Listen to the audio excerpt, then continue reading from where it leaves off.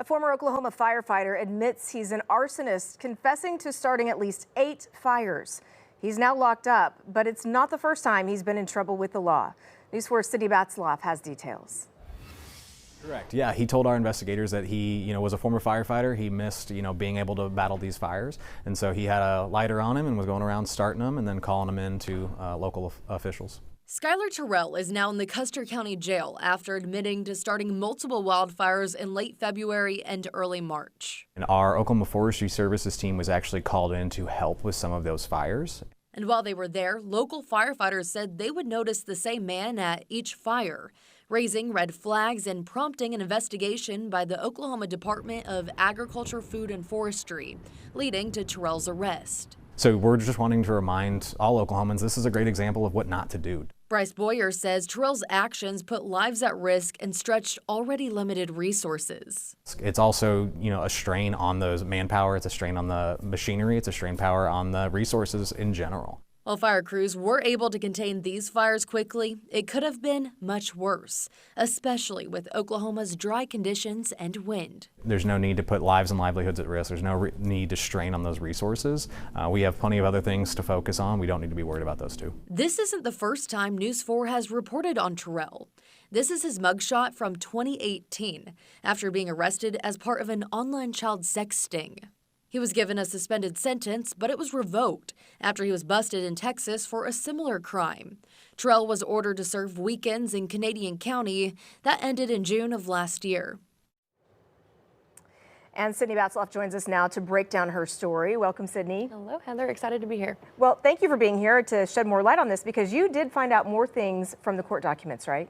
I did, just reading through them. It's a really crazy story. So I found out that this man was fired from Custer City Fire Department when he actually stole a gas card from that department. And so when he was admitting to authorities him setting these fires, he said he was trying to get his job back. He said he thought he was out there setting these fires, and then if fire crews rolled up on him, saw him trying to put them out, that they would give him his job back. Yeah, so that's kind of his reason behind it. Okay, so let's talk more about that then, because when admitting to it, he basically said, he missed being a firefighter, right? Yeah, in those court documents, it said he misses being a firefighter.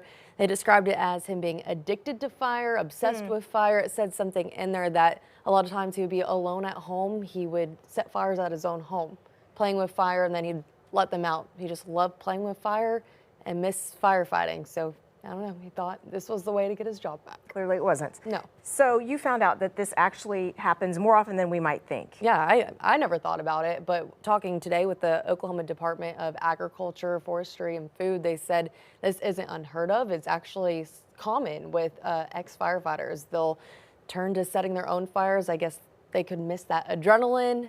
It's kind of just crazy to think about. And then I did a Google search too, and you see it in other states. If you just Google former firefighters set fire, it's actually something that's pretty common. Yeah, and because they want to be seen as the hero. Right. So they go out and fight those fires. Definitely not the way to do this. No, not at all, illegal. of course. Yeah, and so speaking of which, we've had such strong winds recently. This fire was set intentionally, but they happen obviously by accident too. You think about things like don't park on tall grass, things of that nature. What are some other good tips for folks? Yeah, that's what the department really said, is this is obviously showing you what not to do, but there's also ways you can accidentally start a fire. Like you said, don't park in tall grass, but also with burning. I mean, a lot of counties right now are under a burn ban, so you shouldn't be burning anyways, but if you're able to burn, and even just having like a bonfire, make sure it's put out all the way. Make sure when you're driving, you're not pulling any chains with you. That can easily start a fire. Don't throw cigarettes out the window. So when these fires start, especially in Oklahoma, they can get out of control fast. We've seen it with previous wildfires. I always go back to the ones in Stillwater last year. They can get big, grow very fast, and just one small thing can spark a fire. And those cedar trees like we're looking at right there, they can just go up like matchsticks. All right, Sydnee Batzlaff, thanks so much for being here today. From the McIntyre Long Weather Center, forewarned weather with Mike Morgan. Wonderful.